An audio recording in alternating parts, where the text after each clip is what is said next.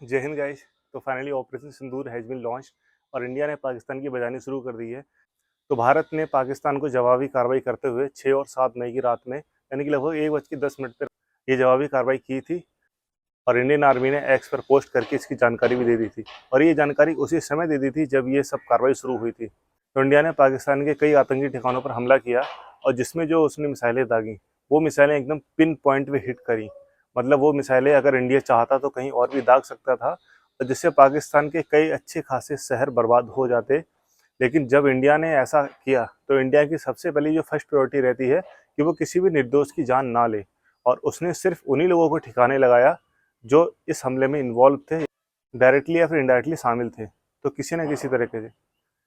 और सबसे मजे की बात यह है कि ये जितना भी हमला हुआ पाकिस्तान को कानो कान कुछ भी खबर नहीं चली। सब आराम से चादर तान के सो रहे थे और अचानक से जब पटाखे बजने शुरू हुए तब सब हड़बड़ा के उठे। और इस बार हमने कोई सबूत देने की ज़रूरत नहीं थी और ना ही वो छुपा सका, क्योंकि हमला ऐसे समय में हुआ, वो छुपाता भी तो क्या छुपाता। उसके ही नागरिकों ने उसके वीडियो सोशल मीडिया पर डालना शुरू कर दिए और ये कोई पहली बार नहीं हुआ है। इससे पहले भी कई सारी स्ट्राइक हो चुकी हैं, like surgical strike, air strike.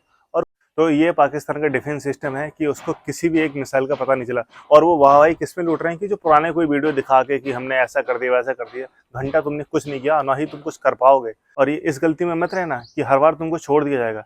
जो कभी नहीं हुआ वो इस बार हो रहा है। पानी कभी नहीं रोका गया। लाइक 1947-48 का जो वॉर हुआ, जो एकदम जब तुमको हमने भीख में देश दिया और खाने पीने के लिए भी राशन दिया और तभी तुमने जम्मू कश्मीर पर अटैक कर दिया, तब भी तुम कुछ नहीं कर पाए। 65 का जो वॉर हुआ तब भी तुम कुछ नहीं कर पाए। 71 में तो हमने तुम्हारे 2 टुकड़े कर दिए, तब भी कुछ नहीं कर पाए। 99 में कारगिल वार में पेला तुमको, तब भी तुम कुछ नहीं कर पाए। अब ये 2025 है, इस बार 3 टुकड़े होने हैं तुम्हारे। 3 टुकड़े मतलब बलूचिस्तान अलग होगा, पाकिस्तान नंगा भिकमंगा रह जाएगा और जो पीओके है वो इंडिया में इंक्लूड हो जाएगा और फिर हमारा जम्मू कश्मीर जैसा पहले था वैसा हो जाएगा। तो पाकिस्तान थोड़ा सोच समझ के उन गिदड़ों की बातों में मत आना, जो कि देश अपने हिसाब से चलाना चाहते हैं और जो सरकारें हैं वो सिर्फ नाम की हैं।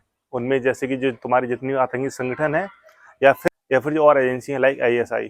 और एक चीज़ और, अगर ये वॉर हुआ इंडिया पाकिस्तान का तो फिर से वहाँ तख्ता पलट होगा। शहनवाज शरीफ, ये चीज़ पहले से सोच समझ के रहना, मैं वार्न कर रहा हूँ। हो सकता है कि ये मेरी फर्स्ट वीडियो है और आप तक ना पहुँचे ये, लेकिन जो भी देख रहा है वो पहुँचा देना।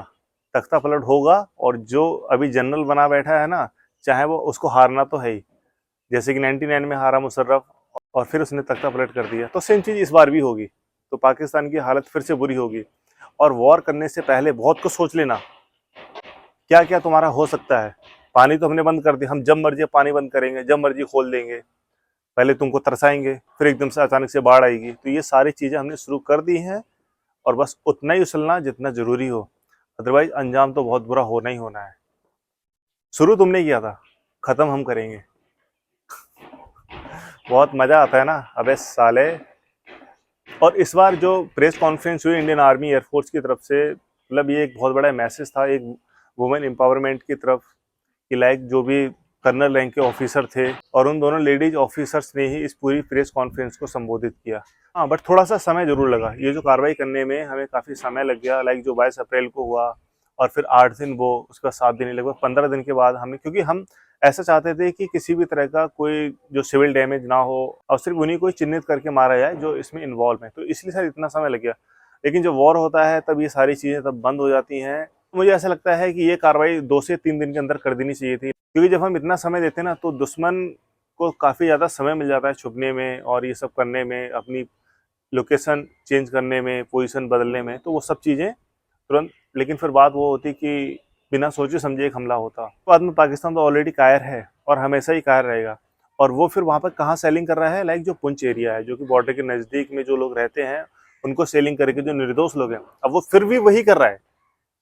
उसको सबक सिखाया, फिर भी वही कर रहा है कि वो फायरिंग करके, सेलिंग करके जो निर्दोष हमारे इंडिया के नागरिक हैं, भारत के जो नागरिक हैं, पुंछ में रहते हैं, उनको टारगेट कर रहा है। तो गाइज, अगर इन्फॉर्मेशन अच्छी लगी, ये मेरी फर्स्ट वीडियो है, इसको लाइक कर देना और इस चैनल को सब्सक्राइब जरूर कर लेना।